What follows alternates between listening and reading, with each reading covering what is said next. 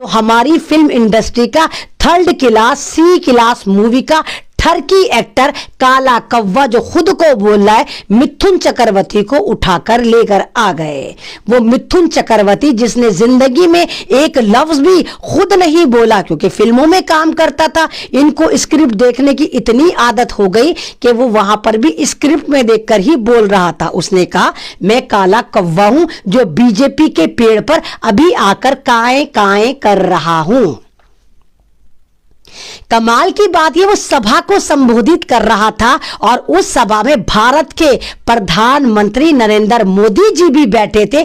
वहां इस काले कौवे ने बोला मुझे मरावा सांप मत समझो, मैं तो किंग कोबरा हूं जो लोगों को डस जाता हूं।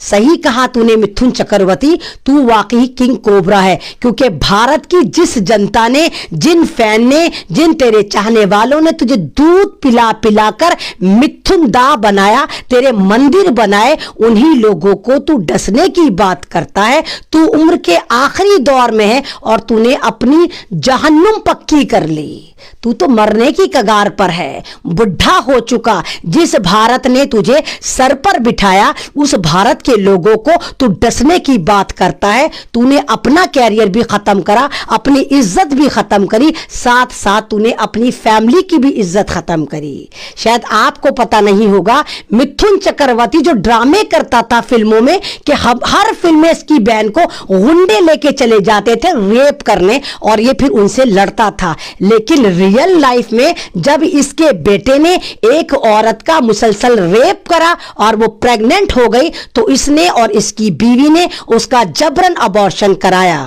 अब बीजेपी को तो पता है कि भाई हमारा तो रेप पे कॉपीराइट है। मिथुन दा की हिम्मत कैसे हुई कि इसके बेटे ने रेप कर लिया। बीजेपी ही का तो इख्तियार होता है हर लड़की को लूटने का, रेप करने का। बीजेपी के मंत्रियों को तो पता है ये वाली बात कि भारत में जितने रेप होंगे उस पे हमारा इख्तियार है। और ये मिथुन चक्रवर्ती वही गद्दार है जिसको ममता बनर्जी ने राज्यसभा से सन 2014 में टिकट देके इस किंग कोबरा को पार्लियामेंट में घुसाया था या बिठाया था। ये दलाल अपने बेटे को बचाने के लिए फौरन का फौरन बीजेपी में चला गया, क्योंकि बीजेपी ने कहा या तो हमारी पार्टी में आ जा, हम तुझे फौरन क्लीन चिट दे देंगे। क्योंकि हमारा इतिहास रहा है, चाहे वो चिन्मयानंद हो, चाहे वो सेंगर हो, चाहे कोई और नेता हो, हम रेपिस्टों को वेलकम करते हैं और रेप की फाइलें ऐसे गायब कर देते, उल्टा हम उन लोगों को ही मरवा देते जिनके साथ रेप हुआ होता है। उस लड़की को, उसके खानदान को हम नक्शे से मिटा देते हैं। तो मिथुन चक्रवर्ती ईमान फरोश जो फिल्मों में अपनी बहन को बचाने या दूसरों की बहनों को बचाने गुंडों से लड़ता है, वो खुद गुंडों के साथ चला गया कि मामला तो घर का है, अब तो मेरे बेटे ने रेप करा है, मुझे ही उठाकर ले जाओ। और बीजेपी वाले मिथुन चक्रवर्ती जैसे गद्दार को, किंग कोबरा को, काले कौवे को उठाकर ले गए ताकि इसका बच्चा, इसका बेटा, इसका अय्याश रेपिस्ट बेटा बच सके। अरे इंसानियत ये कहती थी तू अपने बेटे पे खुद एफआईआर कराता या उसको जाकर जेल डलवाता। तू तो रोल मॉडल था, तू तो लोगों का आइडियल था। तुझे देख देख के तो नौजवानों में जोशो खरोश आता था कि देखो मिथुन जो हर फिल्मों में बहनों की हिफाजत करता है, ये हमारा रोल मॉडल है। तूने क्या करा ठरकी मिथुन, तूने अपना बुढ़ापा खराब कर लिया और बुढ़ापे में अपनी फैमिली को बचाने के लिए तू जाकर बीजेपी में शामिल हो गया ताकि तेरा रेपिस्ट बेटा सेफ हो सके। और तू यहीं नहीं रुका, उसके बावजूद तू बंगाल में तांडव मचा रहा है। तू ममता बनर्जी को हराने के लिए किंग कोबरा बन रहा है। ये हाल है इस दंगल पार्टी का।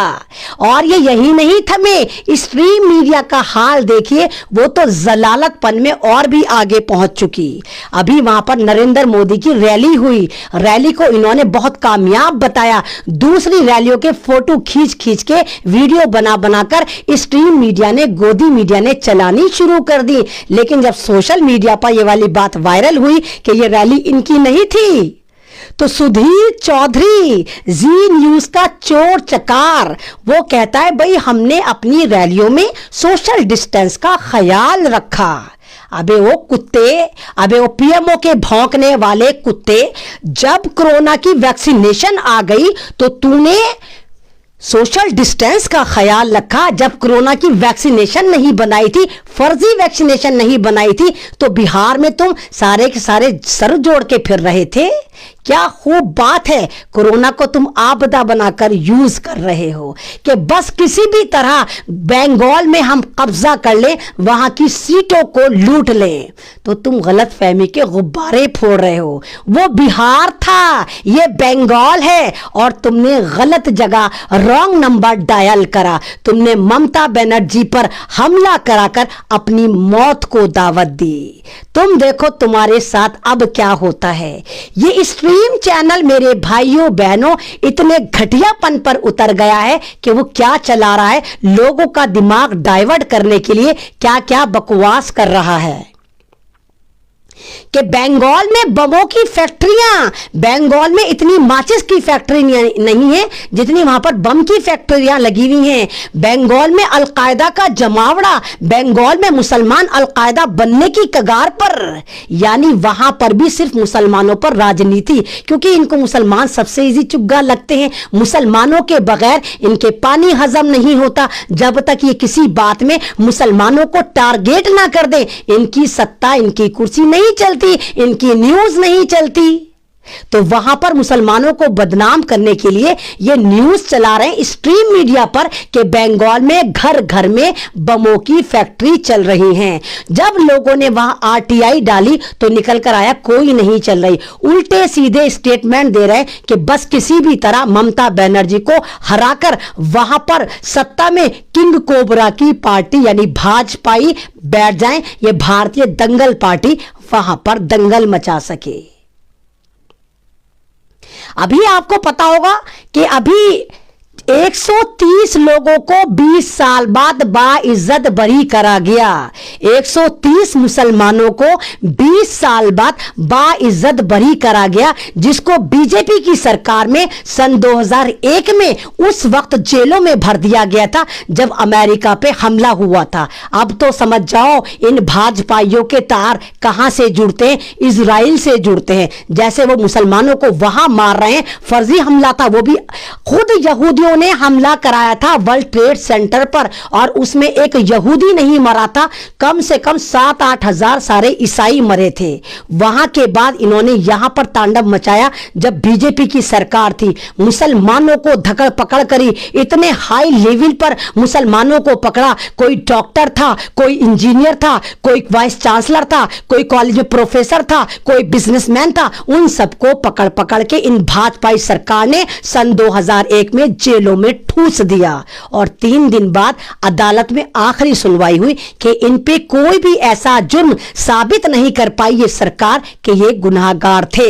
तो सवाल ये बनता है वो 20 साल कौन लौटाएगा? वो 20 साल कहां से वापस आएंगे? उन नौजवानों के, उन मर्दों के, उन बापों के, उन बेटों के, उन शोहरों के कौन लौटाएगा? ये दंगाई पार्टी लौटाएगी। ये तो किसी भी मुसलमान को पकड़ती है, जेल में डाल देती है, हजारों दिफाएं लगा देती है। आप दिफाओं का प्रोटेक्ट करते करते सारी जिंदगी जेल में सड़ जाते हैं और 20-25 साल बाद आपको बाइज्जत बरी कर दिया जाता है जब आपके पैर कब्र में लटके हुए होते हैं। 20 साल का लड़का अगर आप पकड़ते हैं या ये सरकार पकड़ती है तो 40 साल का अधेड़ उम्र का आदमी निकलता है। 40 साल का पकड़ते हो तो 60 साल का निकलता है, 60 साल का पकड़ते हो तो 80 साल का निकलता है। क्या ड्रामा है ये? और कितने ही उन लोगों में से 10 लोग जेलों में मर गए थे या शहीद हो गए थे। तो ये जो इन्होंने मुसलमानों को इजी चुग्गा समझ रखा है और बंगाल की राजनीति खराब करने के लिए, ममता बनर्जी का पूरा रंगोली बिगाड़ने के लिए ये दंगाई पार्टी जो वहां पर मुसलमानों को बदनाम कर रही है कि देखो बंगाल में अलकायदा पैर जमा चुकी है। तो तुम्हें अभी इलेक्शन में याद आया कि अलकायदा पैर जमा चुकी है? तुम्हें सारे फतूर इलेक्शन में याद आते, तुम्हें सारी बॉम्ब की फैक्ट्रियां इलेक्शन में याद आई। उससे पहले तुम कहां मरे पड़े हुए थे? सरकार किसकी है सेंटर में? कांग्रेस की है, ममता की है, किसकी सरकार है? तुम्हारी सरकार है। तो कहां मरे पड़े थे तुम जब वहां बमों की फैक्ट्री चल रही थी? तुम्हें अब याद आया 4 दिन पहले कि बंगाल में बम की फैक्ट्री चल रही है। बंद करो ये मुसलमानों पर सियासत करना, बंद करो मुसलमानों को इस तरह बदनाम करना, क्योंकि तुम्हारा अंत आ चुका है। कमल की अंत्येष्टि का वक्त आ चुका है। तुम्हारी चिता को अंत्येष्टि ममता बनर्जी देंगी या भारत के किसान देंगे? तुम्हारी चिता को चलाने का वक्त आ चुका है। भारतीय दंगल पार्टी, भारतीय रेपिस्ट पार्टी, भारतीय गुंडागर्दी पार्टी, भारतीय देशद्रोही पार्टी, भारतीय संविधान की दुश्मन पार्टी, तुम्हारी चिता का जलने का वक्त आ चुका है। और तुम्हारी चिता कोई और नहीं, 2 लोग जलाएंगे, या तो भारत के किसान अन्नदाता जलाएंगे या ममता बनर्जी तुम्हारी चिता को मुख अग्नि देंगी। तुम्हें शर्म नहीं आती? एक बेचारी अबला नारी ममता बनर्जी जो शादीशुदा नहीं है, इस भारत को बचाने के लिए, यहां की इंसानियत को बचाने के लिए, यहां के लोगों के लिए काम करने के लिए उस ममता बनर्जी ने घर त्याग दिया, जिंदगी त्याग दी, खुशियां त्याग दी। सफेद साड़ी पहनती हैं, पैरों में स्लीपर पहनती हैं, वो है ममता बनर्जी। और इनका प्रधानमंत्री चाय वाला झोला छाप करोड़ों करोड़ों के सूट पहनता है, और 2-2 रुपए दे दिए इन्होंने कि जाओ आईटी सेल वालों हमें प्रमोट करो, और मेरी आईडी पे भी आकर वो 2-2 रुपए के दलाल जाफरानी गुंडे आकर कमेंट करते हैं कि नहीं मोदी जी बहुत अच्छे हैं, मोदी जी है तो सब मुमकिन है। बिल्कुल सही कहा कि मोदी है तो मुमकिन है, मोदी है तो रेप मुमकिन है, मोदी है तो बर्बादी मुमकिन है, मोदी है तो पूरा भारत बिकना मुमकिन है, मोदी है तो आतंकवाद मुमकिन है, मोदी है तो पता नहीं कितने गांधी आएंगे और मारे जाएंगे, क्योंकि मोदी है तो मुमकिन है। बिल्कुल सही कहा तुमने। क्या मुमकिन मुमकिन करते हो? सिर्फ आतंकवाद मचा रखा है तुमने। हर चीज को तुम गुंडागर्दी से अपनाना चाहते हो, छीनना चाहते हो, हर चीज में गुंडागर्दी। तो वो ममता बनर्जी हैं, उन्हें बिहारी समझने की गलती ना की जाए। तुम्हें ऐसी ऐसी जगह से दुलत्ती पड़ेंगी, ऐसी ऐसी जगह से तुम्हें लाते पड़ेंगी कि तुम अपने बैक साइड को सोचोगे कि सहलाएं, कि मरहम लगाएं, कि अस्पताल में एडमिट हो जाएं। तुम जो वह तांडव मचा रहे हो बंगाल में जाके, शायद तुमने बंगालियों को बड़ा हल्के ले रखा।